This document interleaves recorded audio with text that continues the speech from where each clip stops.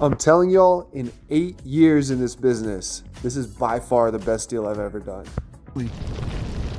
This park might look like a nightmare, but the day we bought it, we had about $800,000 in equity. I love mobile home parks. We got some crazy homes here. Our strategy on this one is a little bit different. See, normally on a mobile home park, we are gonna look to move in new units, sell the homes, rent out the lots, let the tenants own their own homes. But on this one, we're not doing that. But we're leaving what's in here, and we're just leasing what we can and maximizing the cash flow, because the land that this park sits on is worth more than the park could ever be worth. The cool thing about this park that you can't tell with me just driving through it is the road that I just came off of. And this is a 10-acre piece of property, but it's very long and skinny. It's not short and deep. You see the potholes up here. We're not gonna pave this thing. We'll fill them in, but it's all frontage road right here. It's long and skinny. And so the reason this park is worth more right now is a piece of land than an actual mobile home park is because that's what it's worth to developers. Developers are paying way more money per acre right now for this type of property than what we could do with the mobile home park. So even if we got every single space in here totally filled up and just optimized and performing well, it's still not going to be worth as much as a developer will pay us for the land. So this is the best type of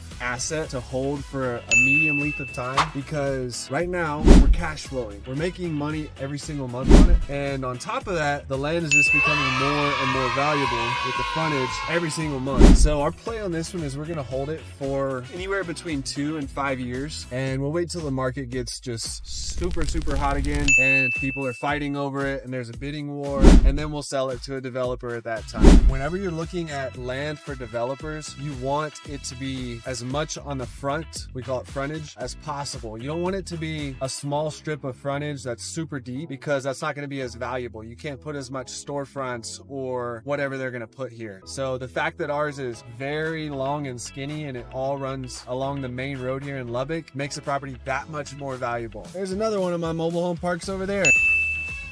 You can see the back of the trailers. Totally different story. That's actually the first park that I bought over there. It's in an industrial complex. That one is a cash cow. It's a lot smaller. So where the land's at, even though these are so close, like you can literally, if you have a cannon of an arm, you can throw a rock and hit one park to the other. This one is frontage, 10 acres of frontage. That one is 2 acres in the back of a private road of an industrial complex. The land on it is nowhere near as valuable as the land right here in the frontage when it comes to development. The buyers. And funny enough, this piece of land on the corner, I almost bought it as a mobile home park, but and this was like 6 years ago. Then the owner said, actually, I think I'm just gonna shut it down because the land is worth a lot more than the mobile home park. Funny thing is, I didn't even know that at the time. Now that's my whole strategy with this new park, one of the 3 that we bought this year, but I had no clue what the land was worth when I almost bought that other mobile home park right there too. So if I had to pick one investment that we've made in 2023 that blew all the others out of the water, I haven't even talked to y'all about the creative terms that we got and how much money we got at closing whenever we bought this park.